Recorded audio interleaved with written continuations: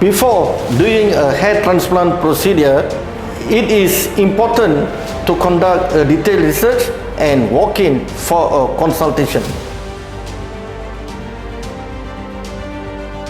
Ask your doctor about your condition and what are the best protocol, either surgical or non-surgical approach.